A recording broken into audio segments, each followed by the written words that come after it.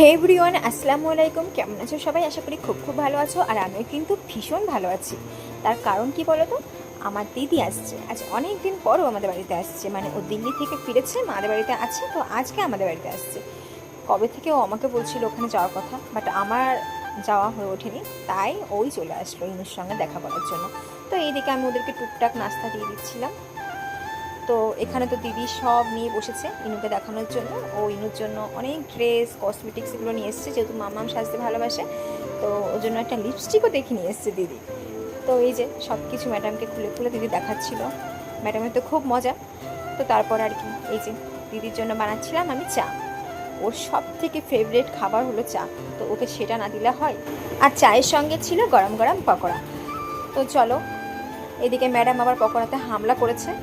তো তারপর আর কি, ডিনারে ওদেরকে আমি দিয়ে দিয়েছিলাম বিরিয়ানি, যেহেতু দিদি বলেই আসিনি। আমি হঠাৎ সন্ধ্যায় ওকে ফোন করলাম, বললাম কী করছিস? ও বললো তোদের বাড়িতে যাচ্ছি। বলো কেমন কাণ্ড। আমি বললাম একবার তো বলে আসবি। বললো বোনের বাড়িতে যাবো, আবার বলে যেতে হয়? তোকে কিচ্ছু করতে হবে না। তো যাই হোক, ওইটুকু সময়ের মধ্যে আমি যেটুকু পেরেছি বাইরে থেকে আনিয়ে যত্ন করার চেষ্টা করেছি। নিজের হাতে কিছু করতে পারলাম না চাটা ছাড়া। তো ইনশাল্লাহ ও আবারও জিজুর সঙ্গে যখন আসবে তখন নিজে রান্না করে খাওয়াবো। তো তারপর আর কি, দিদি এই যে মামামের জন্য যে আর কি লিপ বামটা নিয়ে এসেছিলো, সেটা আমি নিজেই একটু লাগিয়ে দেখছিলাম। এটার যে ডিব্বাটা সেটা ভীষণই কিউট, তো সেই কারণে এটা আমার আরও বেশি পছন্দ হয়েছিল। তারপর দেখো, এদিকে মা আমার জন্য পাঠিয়েছিল এই যে ডালের বড়ি। এগুলো আমি নিজে বানাতে পারি না।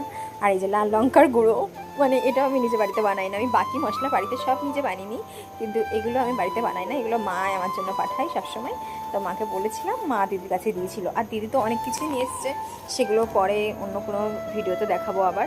তো এই যে এইদিকে মামা আর মামুনি মিলে একদম ম্যাডামকে খুব আদর করছে, কারণ মামাদের এখন বাড়ি যাওয়ার পালা।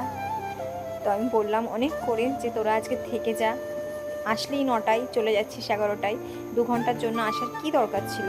তো বললো ভাইয়ের কালকে সকালে কাজ আছে, তো যেতে হবে, থাকার কোনো চান্স নেই। আর তাছাড়াও আমার জিজু বাড়ি আসবে, যেহেতু পরের দিন ঈদ, তো ওই জন্য দিদি আরও থাকতে পারিনি। তো বললো জিজু আসার পর আবারও আসবে, আবারও থাকবে। তারপর দেখো, দিদি এখানে খুবই জেলাস হচ্ছিল, কারণ ইনু ওর মামাকে চিনতে পারছিল, কিন্তু মামুনিকে মোটেই চিনতে পারছিল না। মানে দিদির কাছেও যেতেই চাইছিল না, আর ভাইয়ের কাছেই ও ছিল।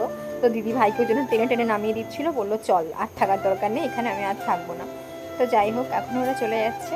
ভিডিওটা এই পর্যন্তই, টাটা।